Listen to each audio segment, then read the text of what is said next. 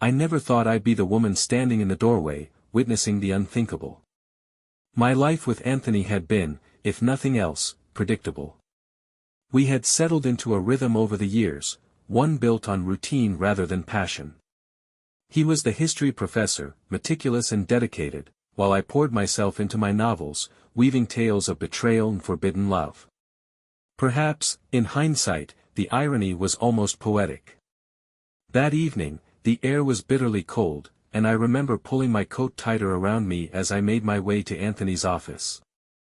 I had picked up coffee and pastries, thinking we could share a quiet moment before he returned to his late-night session with students. He had been working so much lately, always busy, always tired. I wanted to surprise him, to rekindle something in our ever-fading connection. As I walked into the university, the halls were eerily silent. His office light was still on, and I smiled, imagining him hunched over papers, engrossed in his work. But as I approached, the faint murmur of voices stopped me in my tracks. I hesitated, my heart pounding. Was he not alone? Maybe he was mentoring a student. It wouldn't be unusual for Anthony, ever the dedicated professor. Still, something felt off, something I couldn't quite name.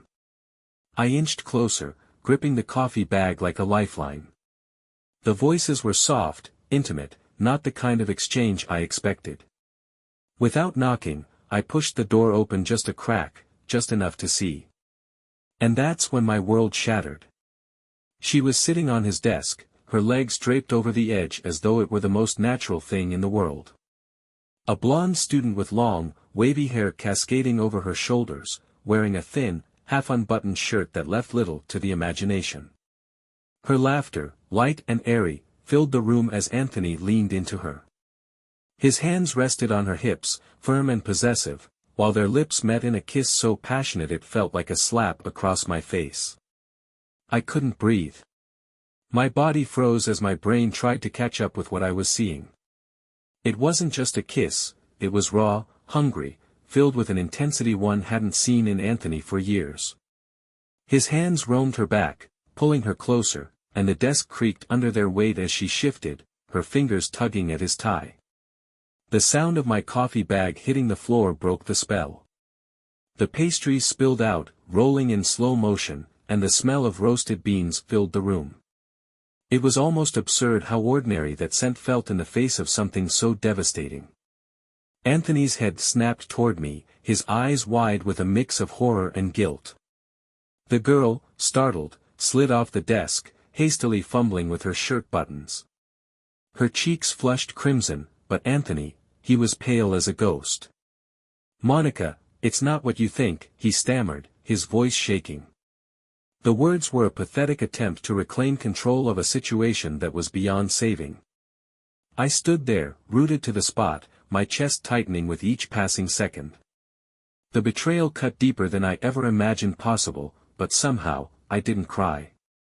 My gaze locked on Anthony's, icy and unwavering.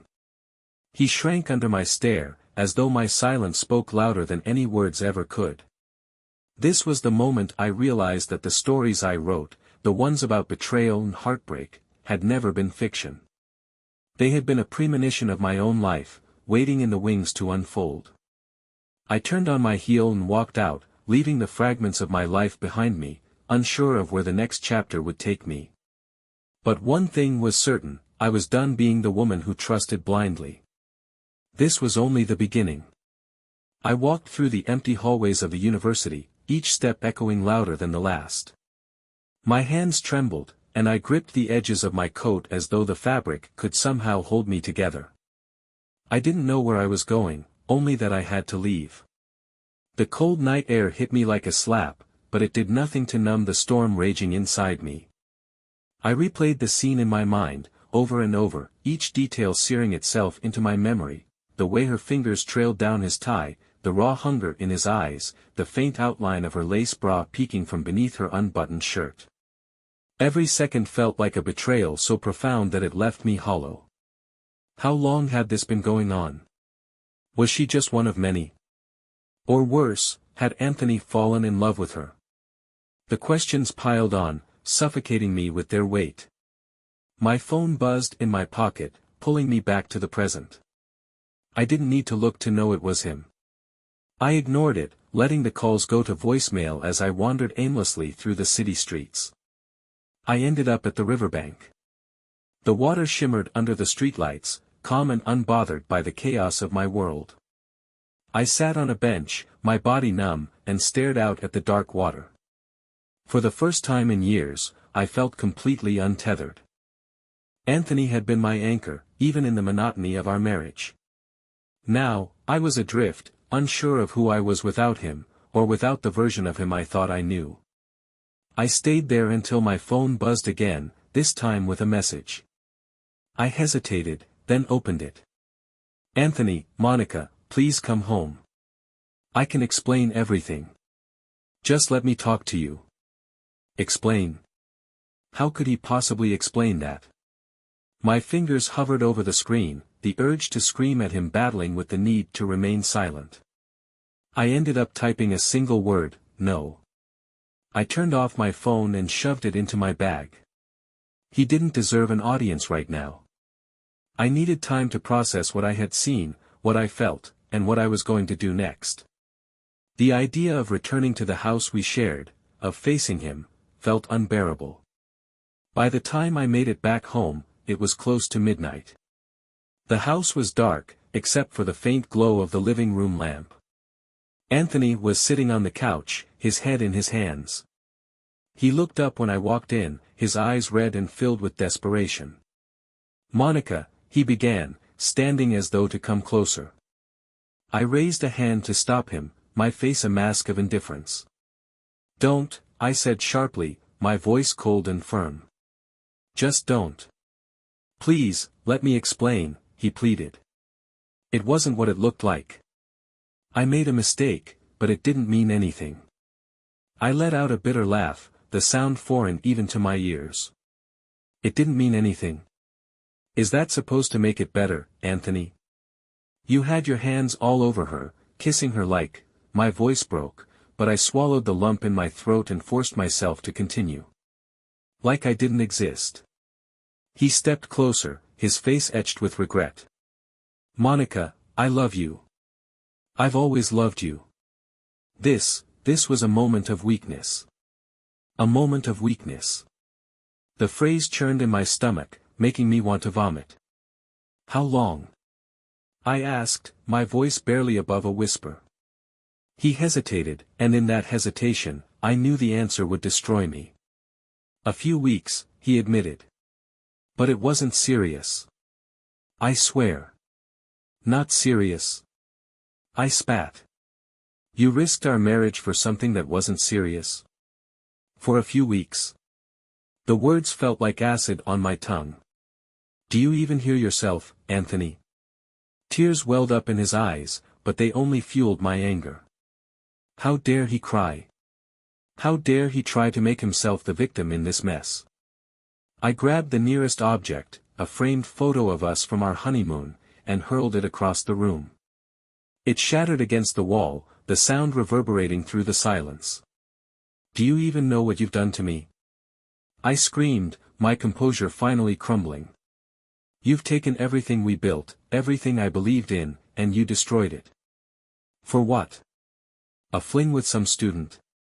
I'm sorry, he choked out, his voice breaking. I know I messed up. But I'll do anything to fix this, Monica. Please, just give me a chance. I stared at him, the man I had loved for over a decade, and for the first time, I felt nothing but disgust. I don't even know who you are anymore, I said, my voice flat.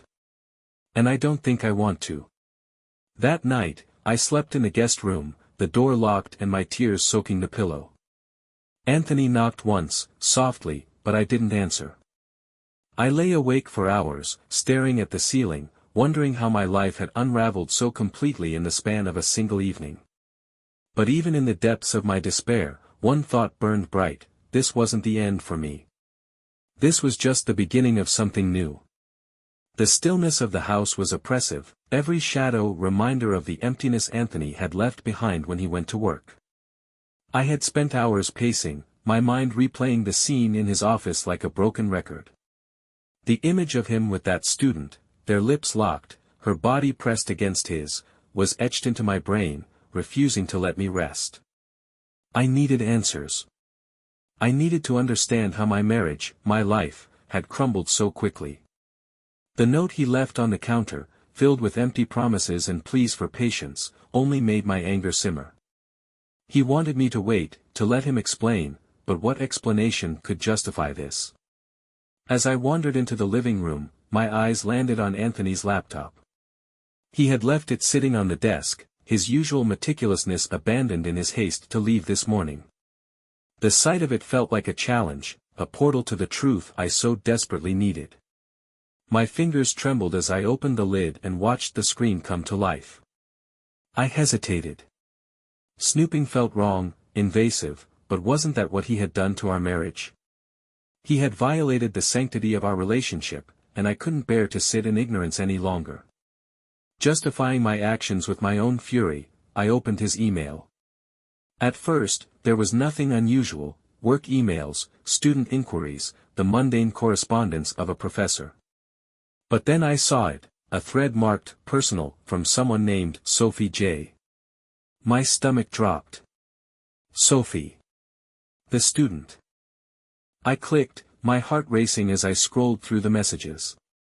They started innocuously enough, polite exchanges about coursework, but quickly evolved into something darker. Sophie J., I can't stop thinking about last night. You were amazing. Anthony, you shouldn't say things like that. It's dangerous. Sophie J., I don't care. You make me feel alive. Alive. The word stabbed me in the chest. Wasn't that how I used to make him feel? Wasn't that what we once had, before the monotony of life swallowed us whole? My hands tightened into fists as I read on, the messages becoming more explicit, each word a dagger to my heart. Then came the photos. She had sent him pictures, provocative poses in lingerie, her face tilted toward the camera with a look of defiance and seduction. I felt sick, my body trembling as I stared at the screen. This wasn't just a fling. This was a betrayal that ran deeper than I could have imagined. Anthony came home that evening, his shoulders hunched, his face drawn with guilt. He called out my name as he stepped through the door, but I didn't answer. I was waiting for him in the living room, his laptop open on the coffee table, the incriminating messages and photos displayed on the screen. When he walked in and saw the evidence, his face went pale. Monica, he began, his voice shaky, I can explain. Can you?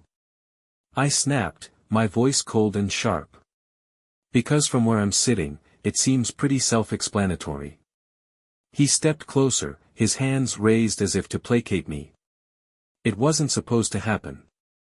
I didn't mean for any of this. Don't, I interrupted, my voice rising. Don't you dare insult me by pretending this was an accident. This wasn't a one-time mistake, Anthony. This was planned. This was deliberate. He collapsed onto the couch, his head in his hands. I don't know what I was thinking, he muttered. She made me feel. Don't you dare finish that sentence, I hissed, standing over him. She made you feel what? Wanted? Desired? And I didn't. Is that what you're going to say? No, he said quickly, his eyes wide with panic. That's not what I mean.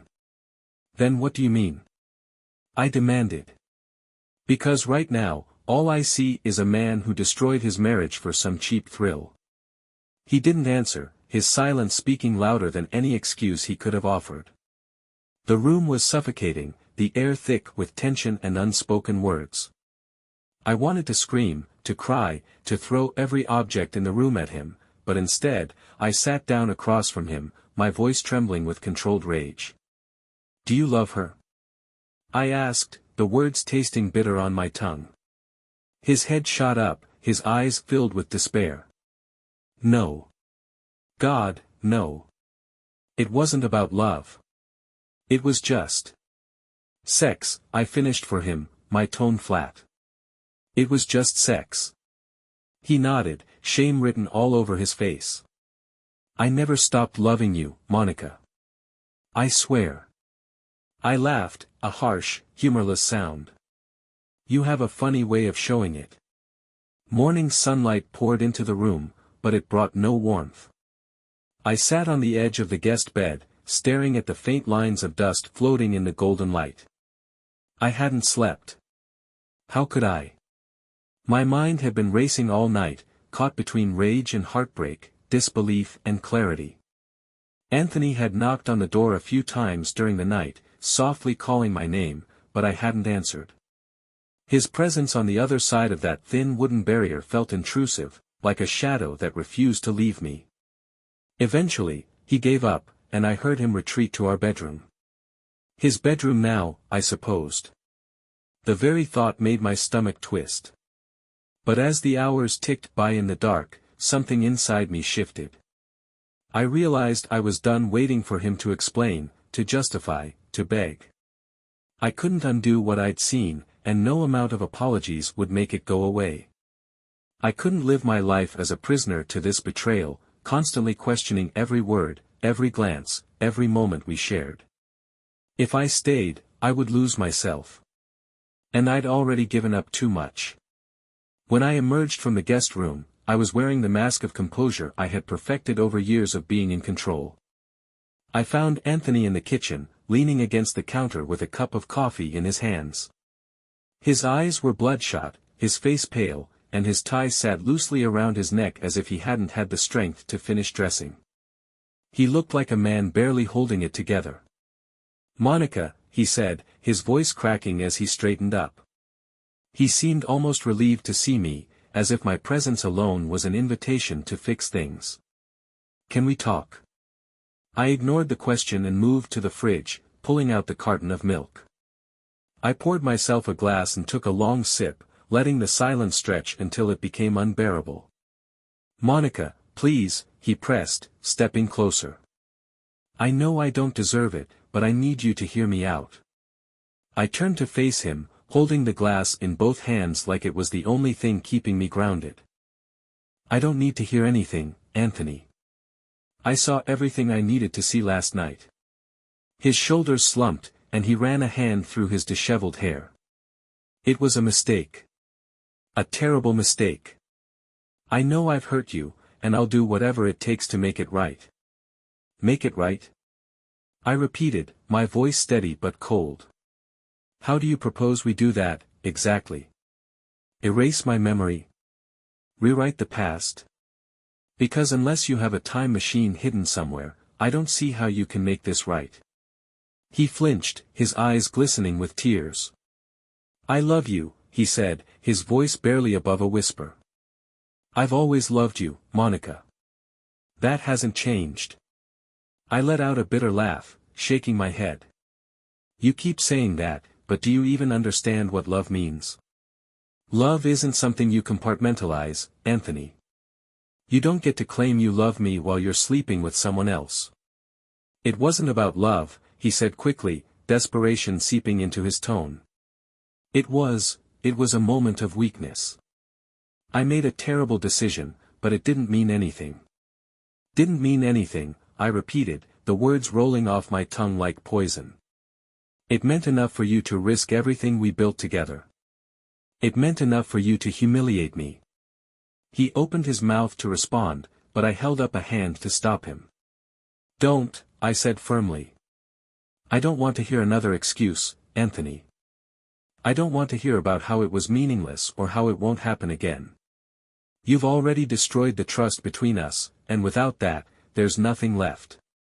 His face crumpled, and for a moment, I saw the man I once loved, the man I had built a life with. But the weight of his betrayal overshadowed everything else. "Are you saying it's over?" he asked, his voice trembling. I set the empty glass on the counter, taking a deep breath. "I don't know what I'm saying," I admitted. "All I know is that I can't stay here right now. I need space. I need to figure out who I am without you." By noon, I had packed a suitcase with the essentials and booked a room at a hotel on the other side of the city. As I zipped up the bag, Anthony stood in the doorway of our bedroom, his expression a mixture of heartbreak and helplessness. "Where are you going?" he asked quietly. "Somewhere I can breathe," I replied without looking at him. He didn't try to stop me. He just stood there, watching as I walked out of the house we had shared for so many years. The air outside was cold and sharp, but it felt like a release. For the first time since discovering his betrayal, I felt like I could breathe again. That night, as I sat in the unfamiliar quiet of the hotel room, I stared out at the city lights and thought about what my life might look like moving forward.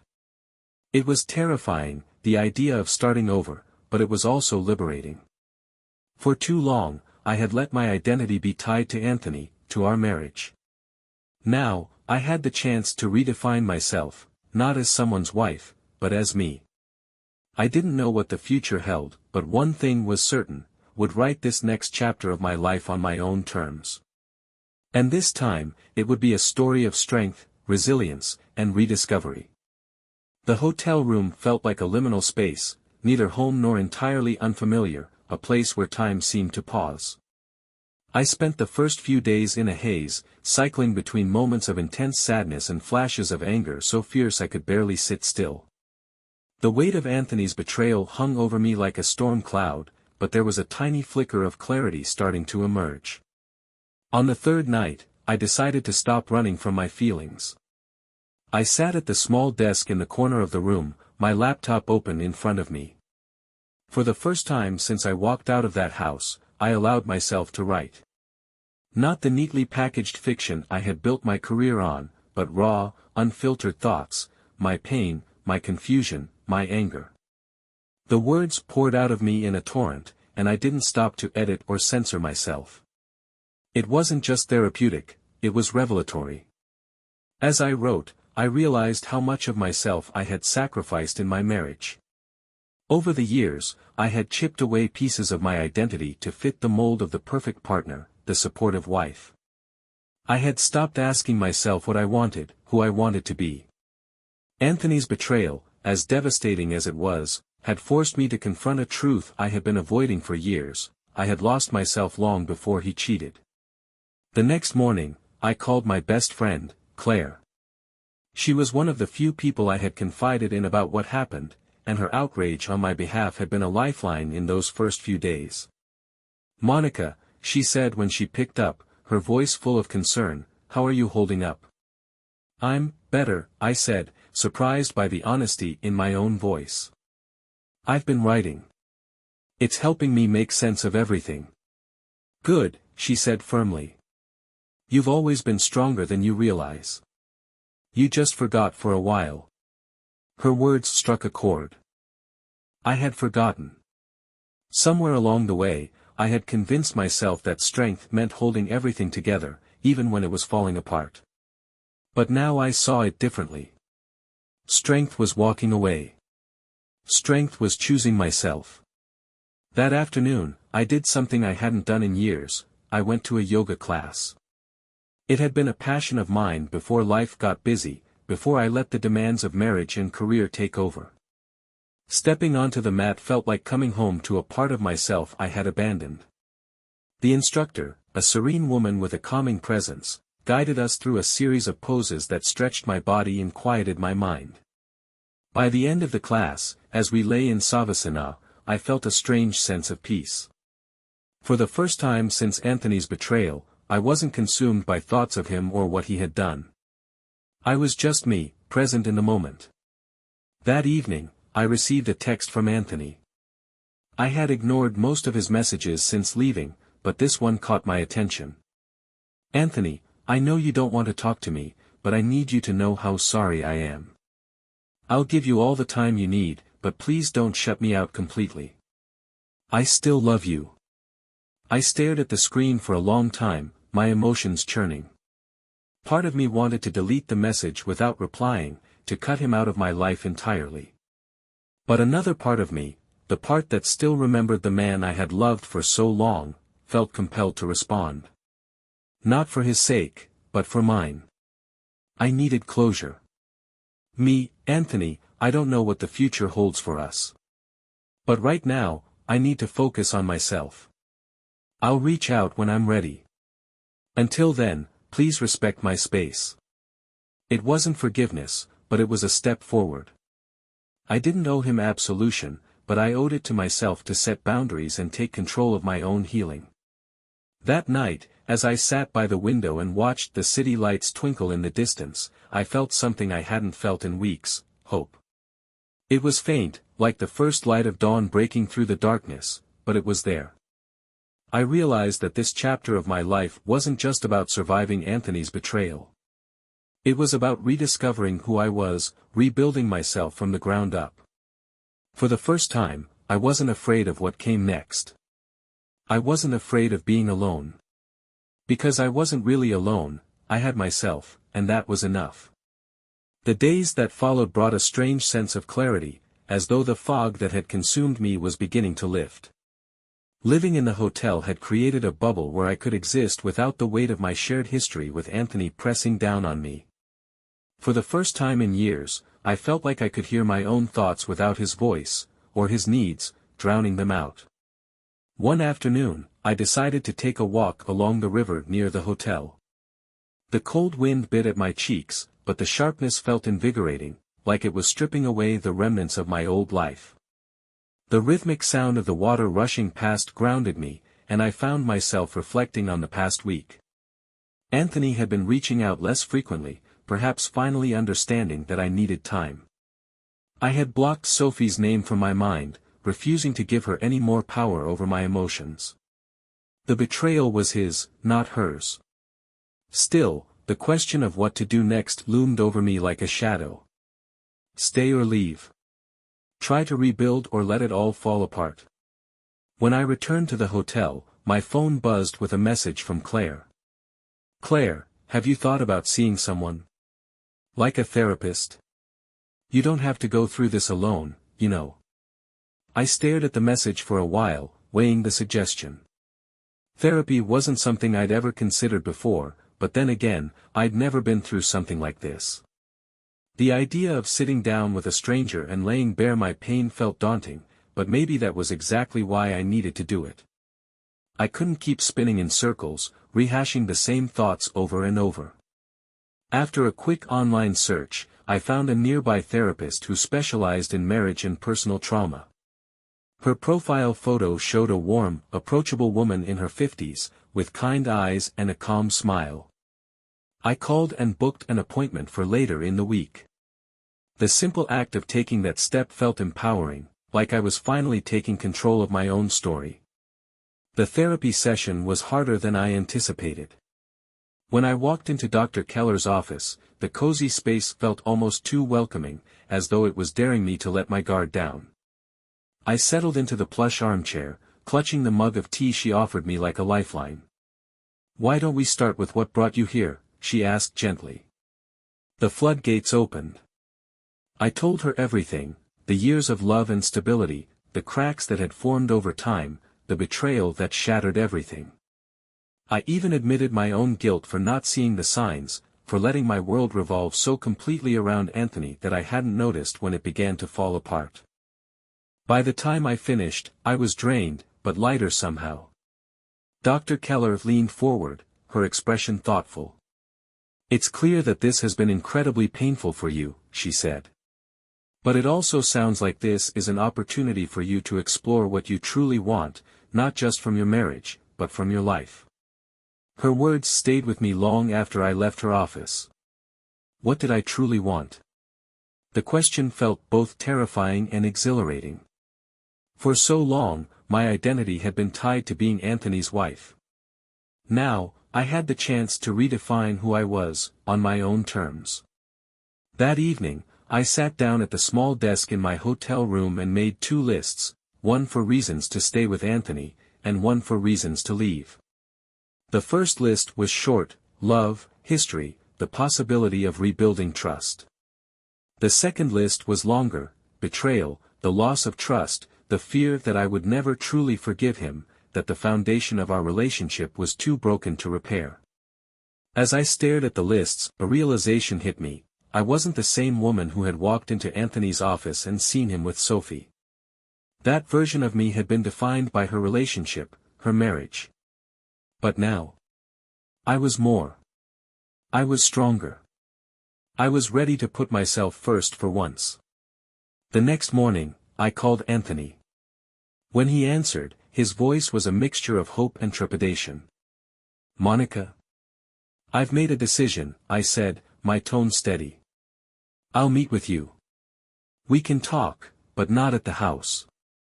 I need neutral ground." He agreed quickly, relief evident in his voice. We set a time to meet at a cafe near the hotel. As I hung up, I felt a strange sense of calm. I wasn't afraid of what the conversation would bring, because for the first time, I wasn't seeking his approval or trying to protect his feelings. This was about me, and I was ready to face whatever came next.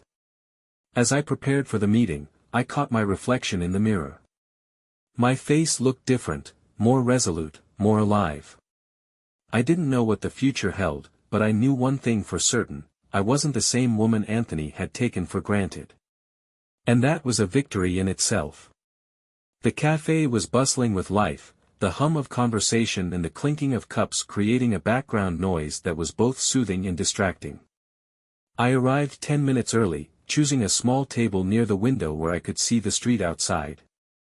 The cold January air fogged the glass slightly, and I found myself tracing patterns on it absent-mindedly as I waited. Anthony arrived exactly on time. He looked as though he hadn't slept in days, his tie was slightly crooked, and there were faint dark circles under his eyes. For a moment, I felt a pang of sympathy, but I quickly pushed it aside.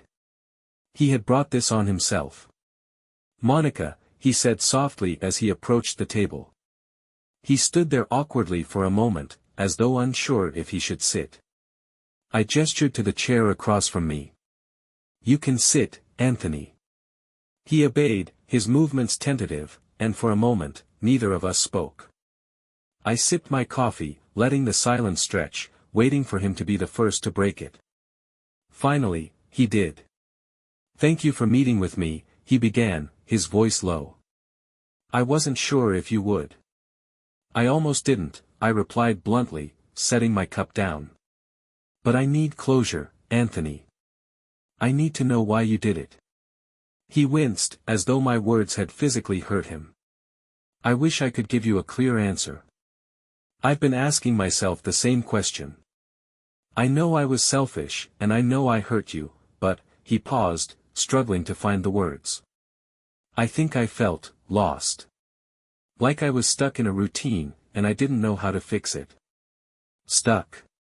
I repeated, anger rising in my chest. "You think sleeping with a student was the solution to feeling stuck? Do you even hear how absurd that sounds?"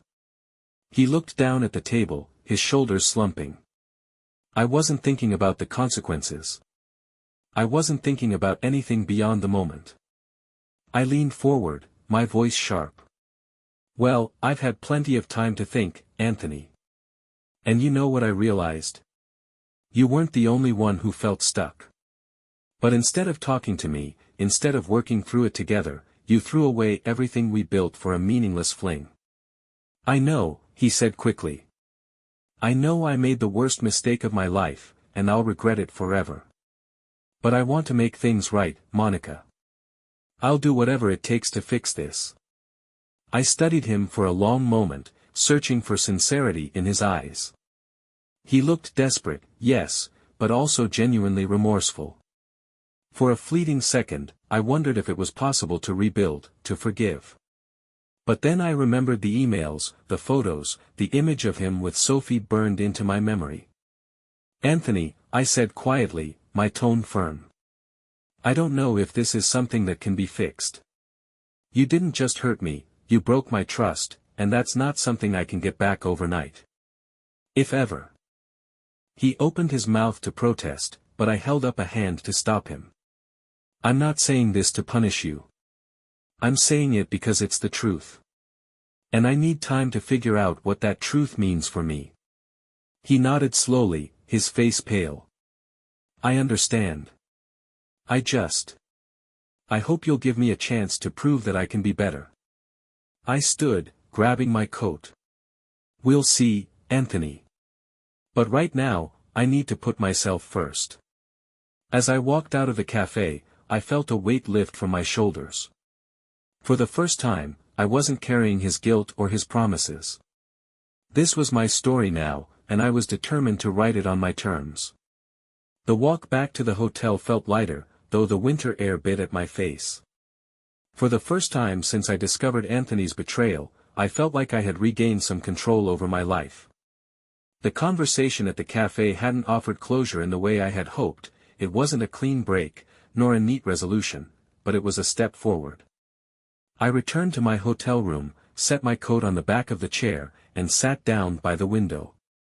The view of the city stretched out before me, and as I sipped the last of my lukewarm coffee from the cafe, I realized that I had spent so much of my life looking inward, at my marriage, at Anthony, that I had forgotten there was an entire world outside my bubble. The next morning, I woke up with a sense of determination. I needed to create something new for myself, something that wasn't tied to my past. I spent hours researching, scrolling through pages of opportunities one had never considered before. A retreat for writers in the mountains. A small art class focused on expression through painting. A weekend getaway with yoga and mindfulness workshops. Each idea sparked a sense of possibility. I wasn't sure which one I would choose yet, but for the first time in weeks, I felt a spark of excitement about the future. Later that evening, I received a call from Claire. Her voice was filled with its usual warmth, but also a cautious undertone. "How did it go with Anthony?" she asked. I filled her in on the details, the meeting, the things he said, my decision to focus on myself rather than rush into fixing what felt irreparably broken. She was quiet for a moment, then said, "I'm proud of you, Monica. It's not easy to put yourself first, especially after what you've been through." "It's terrifying," I admitted, leaning back against the pillows. "I keep questioning if I'm doing the right thing. But I know I can't keep living the way I was before. Something has to change." "And it will," she said firmly. "You're already changing. Just don't forget to celebrate the small victories." Her words stayed with me long after we hung up. I thought about what she said as I scribbled in my journal, letting my thoughts flow freely. The woman who stared back at me from the mirror earlier that day was not the same one who had walked out of Anthony's office in shock and despair. She was stronger now, more sure of what she deserved. By the time the sun set that evening, I had made a decision. I booked the writer's retreat in the mountains, a week-long escape where I could focus on my craft and reconnect with the part of me that had been buried under years of routine and compromise. It wasn't about running away, it was about running toward something, toward myself. As I packed a small bag for the trip, a sense of peace settled over me. I wasn't sure what the retreat would bring, but for the first time in what felt like forever, I was looking forward to the unknown. The drive to the retreat was long and winding, the kind that forces you to sit with your thoughts. The landscape changed as the city gave way to rolling hills and, eventually, the snow-dusted peaks of the mountains. I felt a strange mix of anticipation and nervousness, like I was stepping into uncharted territory. In a way, I was. The retreat was nestled deep in the woods, a collection of cozy cabins surrounding a main lodge. As I pulled into the gravel driveway, I took a deep breath, letting the crisp mountain air fill my lungs. The stillness here was unlike anything I had felt in weeks. It was as though the world itself had slowed down, inviting me to do the same. Inside the lodge, the other participants were gathering. A mix of ages and backgrounds, they all exuded a quiet energy, their faces open and curious. The retreat leader, a petite woman named Eliza with silver-streaked hair and a welcoming smile, greeted me warmly. "You must be Monica," she said, clasping my hand. "We're so glad you're here." Her sincerity caught me off guard, and I felt my throat tighten with emotion. "Thank you," I managed, suddenly unsure if I deserved such kindness. Eliza led us through the first session, a simple exercise in freewriting. "Don't think too hard," she encouraged. "Let your thoughts flow. This isn't about structure or perfection. It's about discovery. At first, my pen hovered hesitantly over the page. But then, something shifted.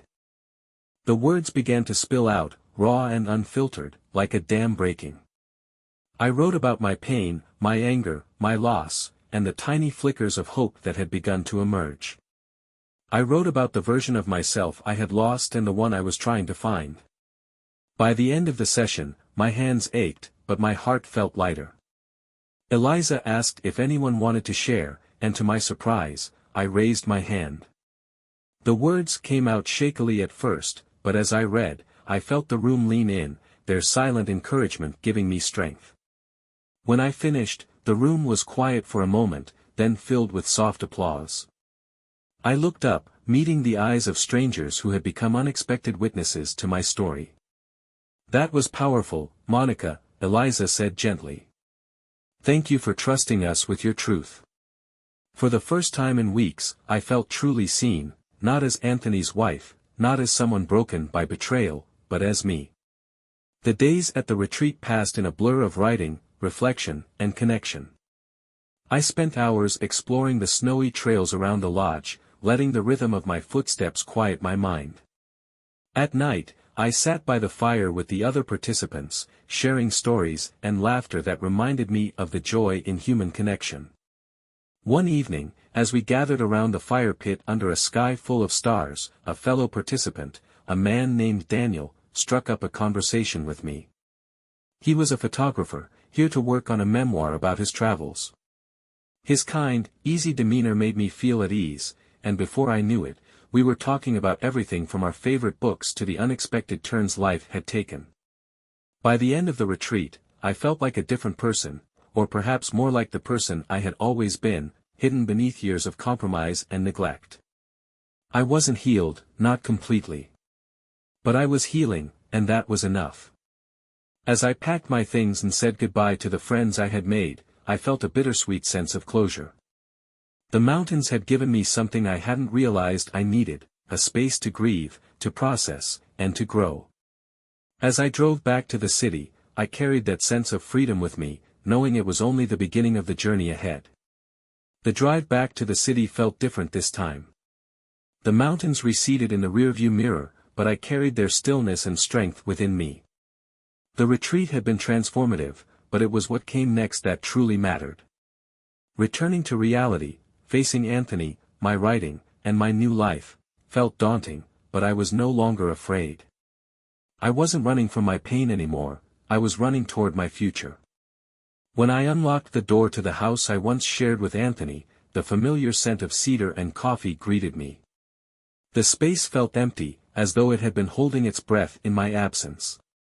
It was painfully quiet. He had respected my request for space, but seeing the house again brought an unexpected wave of emotions. This had been my home, my sanctuary, and now it was just a shell of what it once meant to me. I dropped my bag by the door and walked into the living room. On the coffee table sat a small box with a note taped to it. The handwriting was unmistakable, Anthony's. "Monica. I know I hurt you, and I know I can't fix what I've done. But I hope you'll find it in your heart to let me try. I want you to have this, not as a bribe or a plea, but as a reminder of what we shared. Whatever you decide, I'll respect it. Always. Anthony." I opened the box with trembling hands. Inside was a collection of mementos, photos from our honeymoon in Italy, a ticket stub from the first movie we saw together, the necklace he had given me on our 5th anniversary. At the bottom was a single Polaroid, a candid shot of us laughing during a road trip years ago. The image was bittersweet, it captured a time when we were happy, carefree, and in love. For a moment, I felt the weight of everything we had lost. But I also realized something important, these memories didn't define us now. They were fragments of a past that had shaped me but didn't have to dictate my future. That evening, I sat in the guest room, my space now, and opened my laptop. I wasn't ready to talk to Anthony yet, but I needed to process my thoughts. I began writing, not about him or the betrayal, but about the woman I was becoming. Words flowed effortlessly, each one a step toward reclaiming my voice. I wrote about the retreat, about the clarity I had found in the mountains, and about the simple but profound realization that I didn't need to be tied to my past to move forward. By the time I closed my laptop, I felt lighter, as though I had released some of the pain that had been weighing me down. The next morning, I called Claire. Her excitement at hearing my voice was palpable. "Monica. How was the retreat?" "It was incredible," I said, smiling despite myself. "It reminded me that there's a whole world out there, and that I don't need to figure everything out at once." "That's progress," she said warmly.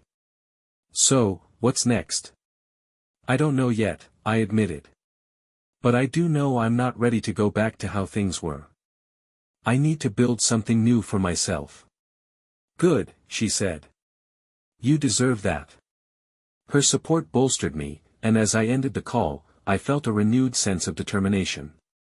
I didn't have all the answers, but I had the courage to start asking the right questions. Later that day, I went through the box Anthony had left, deciding what to keep and what to let go of. The act felt symbolic, a way of deciding which parts of my past I wanted to carry forward and which I was ready to release. The ticket stub, the photos, I set them aside. They were memories, but they no longer defined me. By the time I finished, the house felt a little less oppressive, a little more mine. I stood in the middle of the living room, taking in the quiet, and for the first time in weeks, I felt at peace. I didn't know what the next chapter would bring, but I was ready to write it. The following week, I decided it was time to meet Anthony again. I wasn't sure what I was hoping to achieve, closure, perhaps, or maybe just a final conversation to untangle the threads of our shared life. Whatever the outcome, I knew I needed to face him with the clarity I had gained since returning from the retreat. We met at the same cafe where we had spoken before. This time, I arrived exactly on time, my steps steady and purposeful. Anthony was already there, sitting at a corner table, his hands wrapped around a mug of coffee. He looked up when I entered, and for a moment, our eyes met. I saw hope there, mingled with regret, but I also saw how much he had been struggling. It didn't soften my resolve, but it reminded me that this was painful for him too. "Monica," he said as I sat down, his voice tentative. "Thank you for meeting me again." I nodded, folding my hands on the table. "I've had time to think." He leaned forward slightly, his gaze searching. And I've realized a lot about myself," I said evenly. "About who I am, who I've been, and who I want to be. And part of that realization is understanding that I can't keep holding on to something that's broken." His face fell, but he nodded slowly, his expression resigned. "I thought you might say that," he said quietly. "I've been preparing myself for it." I took a deep breath. "Anthony, I loved you so much. And I know you loved me too, in your own way. But love isn't enough when trust is gone. I can't go back to pretending things can ever be the same. I can't live with that weight." "I understand," he said, his voice cracking. "But, Monica, I would do anything to earn your trust back. Anything." "It's not about what you do," I said gently but firmly. "It's about what I need. And what I need is space to rebuild myself, my life, without this pain hanging over me." His hands tightened around the mug, and he stared down at it, as though trying to find the words. "I don't want to lose you." "You already did," I said, my voice steady but tinged with sadness. "The moment you chose to betray me, you lost the version of me that believed in us. And that's not something I can give back." For a long moment, we sat in silence. The hum of the cafe felt distant, almost muted, as though we were in our own bubble of shared grief. Finally, Anthony looked up, his eyes glistening. "I'm sorry," he said, his voice barely above a whisper. "I know it's not enough, but I need you to know that. I'm so sorry." "I know you are," I said. "And I forgive you, Anthony. Not for you, but for me. I don't want to carry this anger anymore." But forgiveness doesn't mean forgetting, and it doesn't mean we can rebuild. It just means I'm letting go. As I walked out of the cafe, I felt a mix of emotions, relief, sadness, and an unexpected sense of liberation.